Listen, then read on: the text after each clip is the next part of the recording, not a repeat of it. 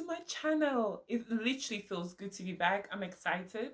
It's been a long time coming. So today we're going to talk about the armor of God. So I'm going to do a two-part series on this one. So the first one, we're going to talk about why we need the armor of God. And the second part, we're going to talk about, we're going to have the list of the armor of God and we're going to discuss about it. So I hope you stay tuned and you watch out for it.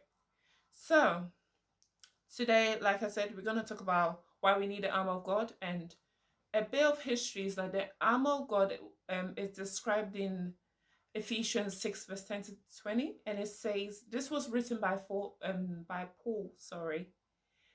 to the church of Ephesus, and this was when he was in prison. So the verses we're going to look at today is from verse 10 to verse 12. And it says, "Put on the whole armor of God, that ye may be able to stand against the wiles of the devil. For our wrestling is not against flesh and blood, but against the principalities, against powers, against the world rulers of this darkness, against the spiritual host of wickedness in the heavenly places." So the first thing that we get from that is that we do not battle against the flesh and the blood, but we battle against powers and spiritual rulers and principalities. So I'm gonna give you a list of the 4 reasons, why we need the armor of God. So the first reason that we need that armor of God is to not fight the battle with our own strength. So Paul says, "Be strong in the Lord and in the power of his mind." This is because many of us, we rely on our own strength. We don't rely on the strength of God. And he's saying, be strong. He didn't say be strong, be strong or be strong by yourself. He says, be strong in the Lord. Because we should not be relying on our own strength in general. We should be relying on the strength of God. And the Bible says in Isaiah 40 verse 29 that he gives power to the weak, and to those who have no might, he increases strength. So he increases our strength. So when we are feeling weak and we don't feel like we can go on, he gives us power, and he increases our strength. If we rely on him, that we do not rely on our own strength, because there are some things in life that we cannot do by our own strength, that we need God's intervention in our lives. I'm trying to think of an example. Let's say if we need to get, let's say we are applying for a job, for example, and we have been applying and sometimes we're feeling where we are tired, we're praying about it and we're still not getting it. And then you keep applying, but then you have to come to God and say, "God, I can't do this on my own. I need your help. I need your strength to be able to not give up. I need your help to carry on. And I need your direction." Sometimes we cannot do this on our own. On this earth, there are things that we cannot do on our own. So it tells us that we need to rely on God's strength. So when the first verse, when he says, "Be strong in the Lord and the power of his mind," we need to understand that nothing on this earth we cannot do. It's just we can't. No matter how much you try, there's some things that you cannot do on our own. So when you're looking for a job, for example, and you need God's help, sometimes there's some things that you don't know. You keep applying, and sometimes you just want to give up. You just want to, and you're like, "God, give me strength." Whatever situation that you may face through, Paul is telling us to be strong in the Lord and his might. So one of the reasons that we need our armor is so that we can be strong in him, because we cannot rely on it, so that we can rely on his strength. So the next reason why we need an armor is to stand against the plans of the devil. So Paul says, be able to stand the schemes of the devil. So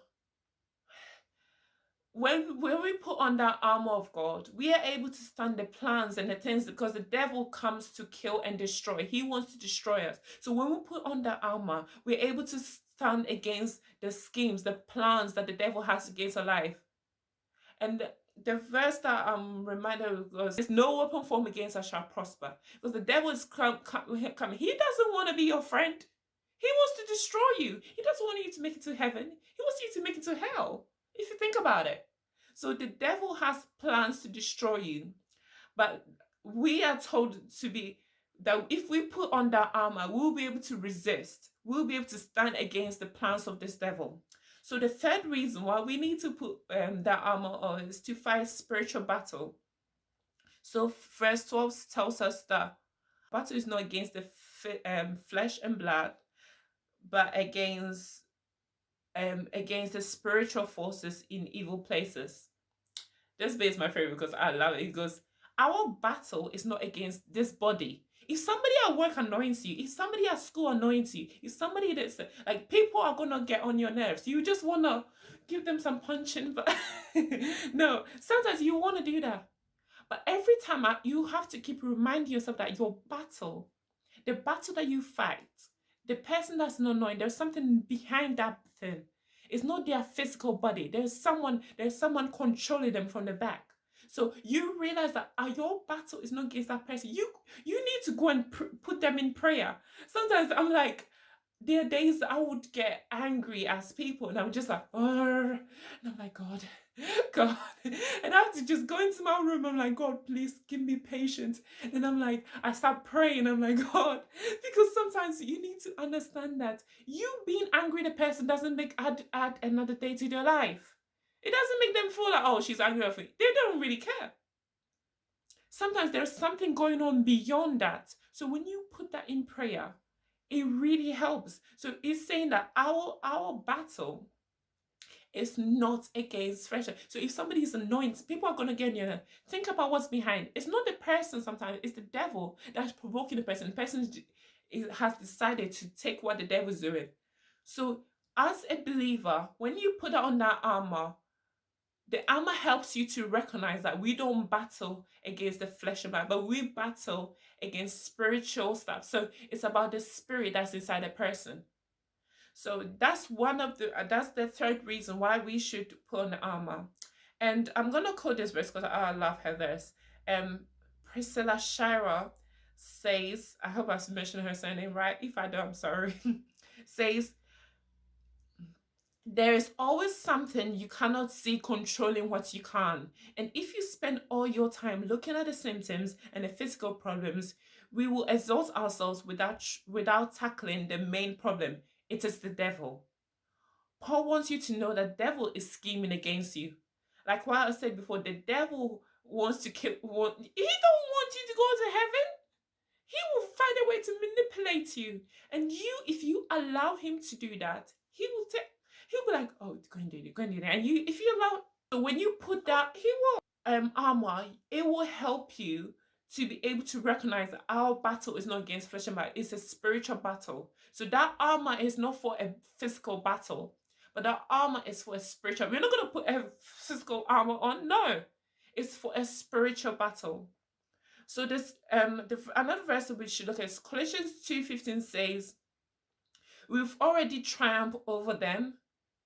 It's now claiming it in both this physical and the spiritual. So the battle that we are talking about, we've already won, but now we need to claim that battle because the devil knows that we are already winning. The devil knows that we've already won this battle.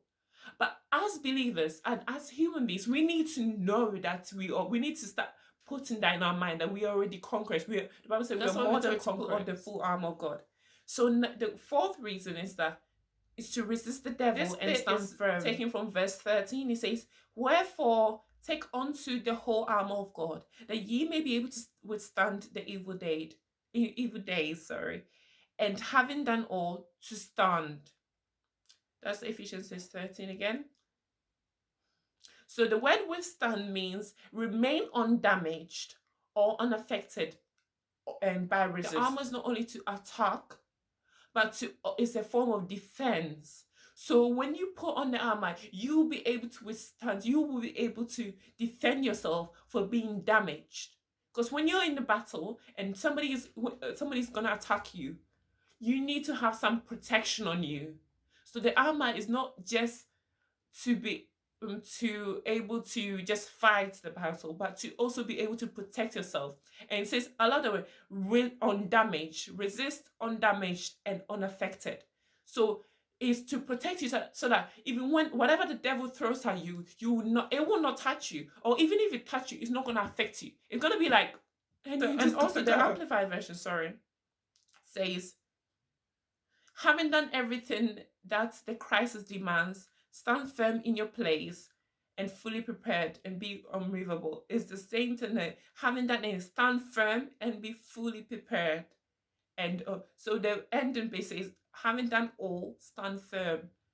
So the final reason is that the armor of God is there so that we can stand strong against everything that the devil throws at you. We will stand strong in your faith. You stand strong.